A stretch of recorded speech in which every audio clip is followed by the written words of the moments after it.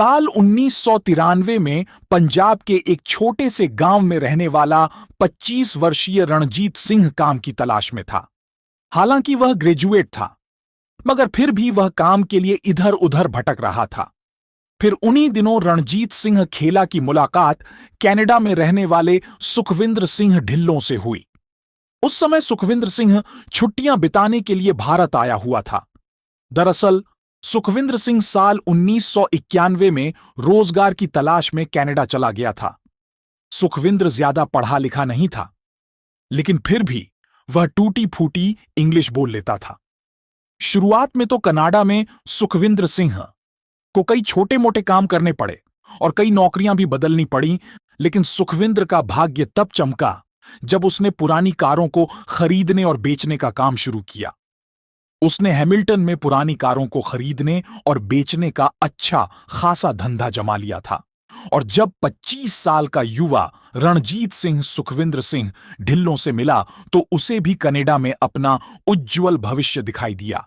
और फिर साल 1993 में रणजीत सिंह खेला अपनी नई नवेली पत्नी लखविंदर को लेकर कनाडा चला गया।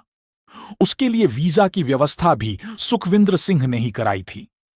रणजीत कनाडा पहुंचकर सुखविंद्र सिंह ढिल्लों का पुरानी कारों के बिजनेस में पार्टनर बन गया। रणजीत सुखविंद्र पर हद से ज्यादा भरोसा करता था, साथ ही वह उसकी बहुत इज्जत भी करता था। वह सुखविंद्र को चाचा कहकर बुलाता था। उन दोनों का परिवार कनाडा के हैमिल्टन में आसपास ही रहने लगा। सुखविंद्र के साथ रणजीत का बिजनेस काफी अच्छा चलने लगा। साथ ही उन्होंने एक काम यह किया कि दुर्घटनावश उन दोनों में से किसी एक की मौत हो जाने पर बिजनेस में दूसरे व्यक्ति को नुकसान ना हो, इसके लिए साल 1996 में मई के महीने में रणजीत सिंह और सुखविंदर ने 1 लाख का बीमा कराया। यानी अगर सुखविंद्र को कुछ हो जाता तो बीमा का वह पैसा रणजीत को मिल जाता, और अगर रणजीत को कुछ हो जाता तो बीमा का सारा पैसा सुखविंद्र के पास चला जाता। उस पॉलिसी में एक प्रावधान यह भी कराया गया था कि अगर उन दोनों में से दुर्घटनावश किसी एक की मौत हो जाती तो ऐसे में $1,00,000 की रकम दोगुनी हो जाती। और फिर एक दिन बात है, रणजीत सिंह की पत्नी लखविंदर रसोई में बर्तन धो रही थी, लेकिन तभी अचानक लखविंदर को डाइनिंग रूम से पति रणजीत सिंह के चीखने और चिल्लाने की भयानक आवाज सुनाई दी। तभी रणजीत सिंह की बदहवास हालत में भागती हुई अपने पति के पास पहुंची। उसने देखा रणजीत फर्श पर पड़ा हुआ था और वह दर्द के मारे तड़प रहा था। उसकी जान हलक में अटक चुकी थी। हद से ज्यादा दर्द होने की वजह से उसका शरीर किसी पत्ते की तरह झुक गया था। उसकी आंखें बाहर की ओर निकल गई थीं। इधर अपने पति की अचानक ऐसी हालत को देखकर कुछ देर के लिए लखविंदर भी सुन्न हो गई, लेकिन जब कुछ समय बाद उसे होश आया तो वह अपने पति को उठाने की कोशिश करने लगी, पर वह उसे उठा नहीं पाई। इसके बाद लखविंदर ने एम्बुलेंस बुलाई। लखविंदर अपने पति रणजीत सिंह खेला को एम्बुलेंस से हॉस्पिटल लेकर गई, लेकिन वह रणजीत को नहीं बचा पाई। और फिर 23 जून 1996 को बहुत ही दर्दनाक हालत में रणजीत सिंह की मौत हो गई। रणजीत का पूरा शरीर अकड़ गया था। इधर सुखविंद्र सिंह को जब अपने बिजनेस पार्टनर रणजीत की मौत के बारे में पता चला तो उसे भी इस खबर से बहुत गहरा सदमा लगा। रणजीत सिंह की अचानक रहस्यमय तरीके से हुई इस दर्दनाक मौत ने सबको हैरान कर दिया था। सब सोच रहे थे, आखिर यह सब कैसे और क्यों हुआ। और तो और कनाडा के डॉक्टर भी रणजीत की मौत से बहुत हैरान थे, क्योंकि उन्हें रणजीत की बॉडी पर किसी चोट के भी कोई निशान नहीं मिले थे और ना ही उसके शरीर में किसी तरह के जहर के कोई अंश मिले थे। डॉक्टरों ने संदेह जताया कि रणजीत सिंह की मौत अचानक दिल का दौरा पड़ने से हुई होगी, लेकिन साथ ही डॉक्टरों ने यह भी कहा था कि इस मौत का कारण कुछ और भी हो सकता है। इसके बाद हैमिल्टन पुलिस ने रणजीत सिंह की लाश को अपने कब्जे में ले लिया। इधर रणजीत की मौत के बाद बीमा की रकम उसके बिजनेस पार्टनर सुखविंद्र सिंह ढिल्लों को ही मिलनी थी, लेकिन इससे पहले इंश्योरेंस कंपनी के एक अधिकारी को पहले रणजीत सिंह की मौत की पूरी जांच पड़ताल करनी थी। और जब वह अधिकारी इंश्योरेंस कंपनी को अपनी रिपोर्ट पेश करता तो उस रिपोर्ट के आधार पर ही सुखविंदर सिंह को बीमा की तयशुदा नानक साहब की थी। उस तस्वीर से क्लिफ एलियट को लगा कि सुखविंदर सिंह के साथ वह ऐसा पहले भी कर चुके हैं। और जब एलियट ने अपने दिमाग पर थोड़ा जोर डाला तो उन्हें याद आया कि गुरु नानक साहब की यह तस्वीर उन्होंने सुखविंदर सिंह के पुराने वाले घर पर इस घटना से करीब 1.5 साल पहले देखी थी। यानी सुखविंदर सिंह के पुराने वाले घर पर बीमा क्लेम के लिए क्लिफ एलियट एक बार पहले भी जा चुके थे और वह बीमा क्लेम सुखविंदर सिंह की पहली पत्नी परवेश कौर का था। 3 फरवरी 1995 को 36 वर्षीय प्रवेश कौर की मौत हो गई थी। सुखविंदर को अपनी पत्नी की मौत के बाद $2,15,000 बीमा क्लेम में मिले थे और तो और सुखविंदर सिंह ने अपनी पत्नी के नाम पर $18,000 का कर्ज भी ले रखा था। वह कर्ज भी माफ कर दिया गया था, लेकिन अब एलियट को यह बातें टकने लगी थीं। उन्होंने इस मामले की डिटेल में जांच करने का फैसला किया। उन्होंने अपने शक को हैमिल्टन पुलिस के सामने रखा। एलियट ने पुलिस को बताया कि मात्र 1.5 साल के अंदर सुखविंदर सिंह के जानने वाले लोगों में से उसके बहुत ही करीबी 2 लोगों की रहस्यमय तरीके से मौत हो गई और वह दोनों बीमा क्लेम सुखविंदर सिंह को ही मिले हैं। हैमिल्टन पुलिस को भी यह बातें थोड़ी अजीब लगी। इसके बाद मामले की जांच करने के लिए डिटेक्टिव वॉरेन कोरोल को चुना गया।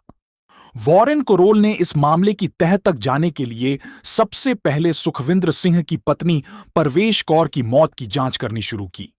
दरअसल सुखविंदर सिंह और परवेश कौर की शादी साल 1983 में हुई थी। परवेश पढ़ी लिखी लड़की थी और होशियार थी। वो इंग्लिश भी अच्छी बोलती थी। वो टीचर बनना चाहती थी।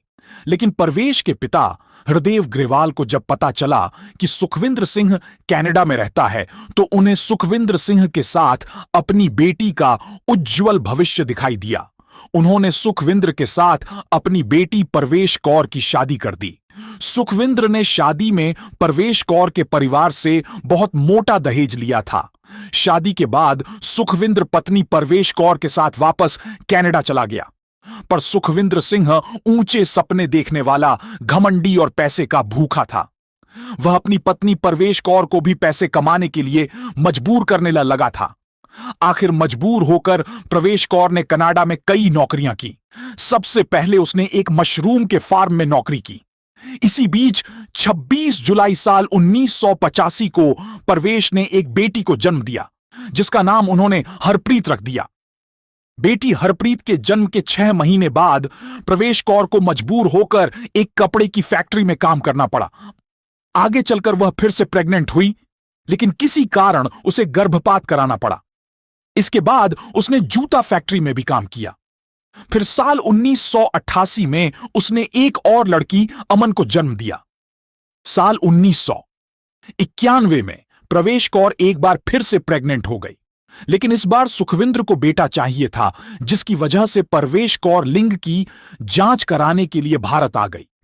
जांच में पता चला कि वह फिर से एक लड़की को जन्म देने वाली है, तो उसने गर्भ लिया।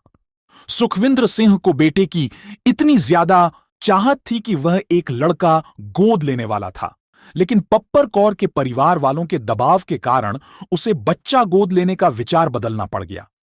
कहा जाता है कि सुखविंदर अपनी पत्नी प्रवेश कौर के साथ जानवरों जैसा सलूक करता था। वह प्रवेश कौर के साथ बात बात पर लड़ाई करता रहता था और उसे मारता पीटता भी रहता था। लेकिन एक बार तो सुखविंदर सिंह ने परवेश कौर को इतना मारा कि परवेश ने सुखविंदर के खिलाफ पुलिस में कंप्लेंट कर दी थी, जिसकी वजह से सुखविंदर को एक दिन जेल में बिताना पड़ा था। लेकिन फिर अचानक परवेश कौर बीमारने लगी। उसके सिर में हर समय दर्द रहने लगा था। हालांकि उसने कई डॉक्टरों को भी दिखाया, लेकिन फिर भी उसका सिर दर्द नहीं गया। इसके बाद 31 जनवरी साल 1995 की रात को डिनर का समय था। परवेश लिविंग रूम में लेटी हुई थी, लेकिन तभी अचानक उसकी मुट्ठिना और उसके दांत भिज गए। उसे ऐसा महसूस हुआ जैसे उसकी रीढ़ की हड्डी को किसी बिजली के झटके ने चीर कर रख दिया है। और फिर दर्द से कराती हुई प्रवेश कौर के मुंह से एक भयानक चीख निकली। उसने कहा, मैं मर रही हूं परवेश का। पूरा शरीर अकड़ गया था। उसके दांत एक दूसरे से जा लगे थे।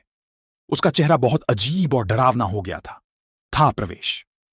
कौर की 7 साल की बेटी अमन अपनी मां की ऐसी हालत को देखकर डर गई। वह दौड़ती हुई पड़ोस की एक महिला उल्गा के पास गई और उसे बुलाकर अपनी मां के पास ले आई। उल्गा ने देखा कि परवेश फर्श पर पड़ी थी। उसका शरीर भी धनुष की तरह मुड़ गया था। इधर सुखविंद्र भी अपनी पत्नी की ऐसी हालत देखकर डर गया। वह जल्दी जल्दी परवेश कौर को ग्लास से पानी पिलाने लगा।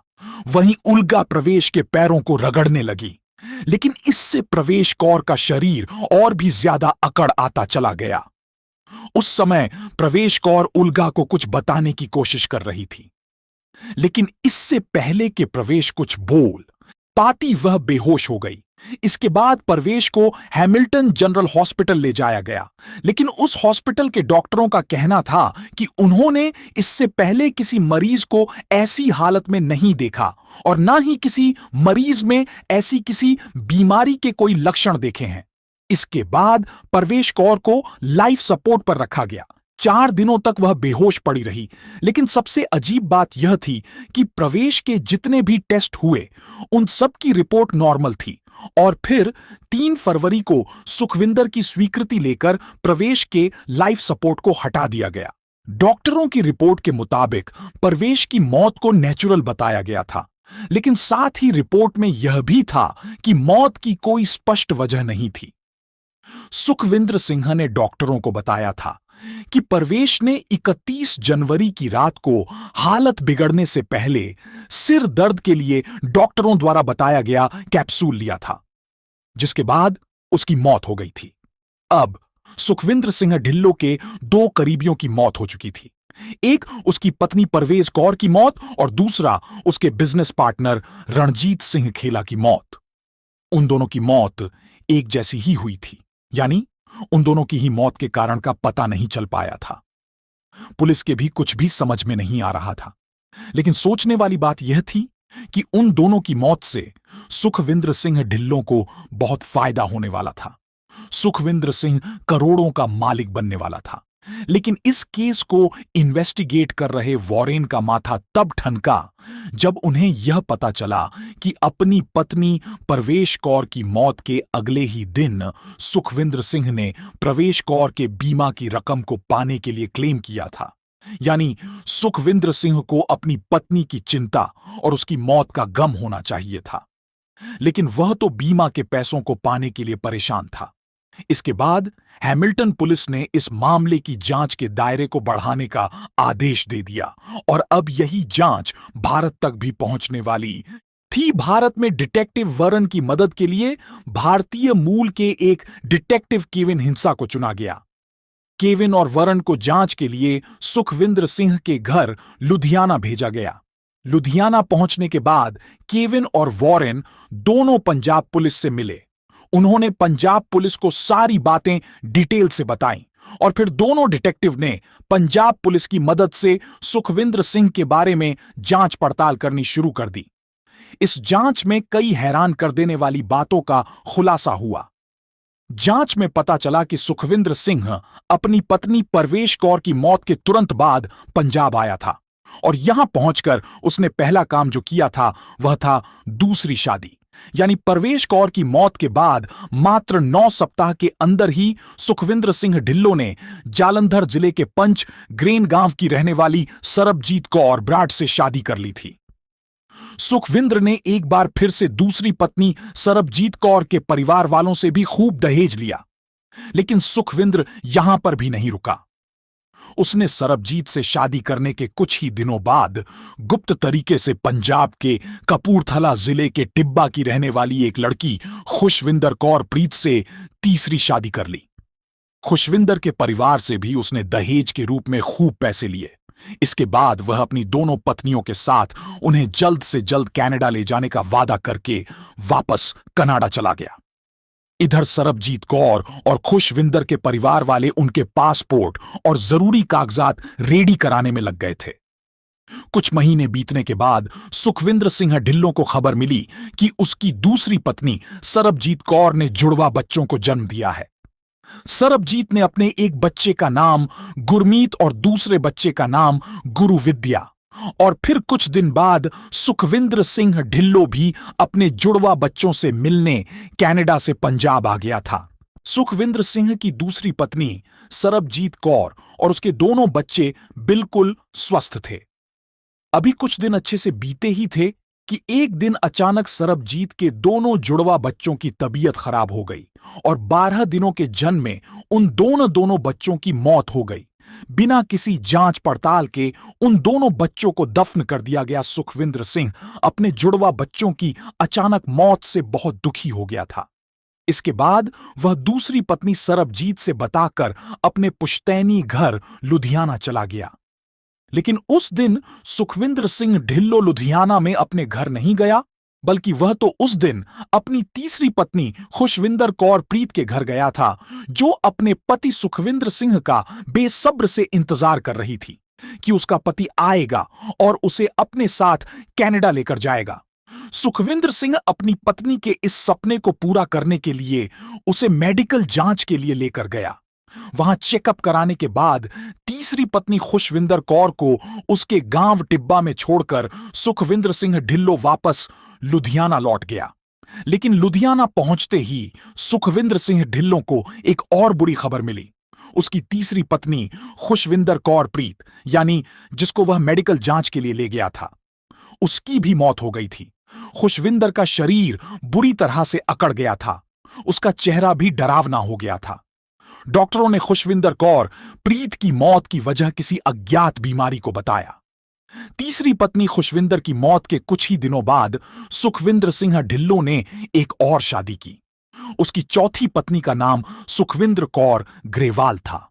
इधर अब तक सुखविंद्र सिंह ढिल्लो से जुड़े 5 लोगों की मौत हो चुकी थी, जिनमें से 2 मौत कनाडा में, यानी एक परवेश कौर, दूसरा रणजीत खेला की, और 3 मौत भारत में, जिनमें 2 जुड़वा बच्चों गुरमीत गुरविंदर और तीसरी खुशविंदर कौर प्रीत की मौत।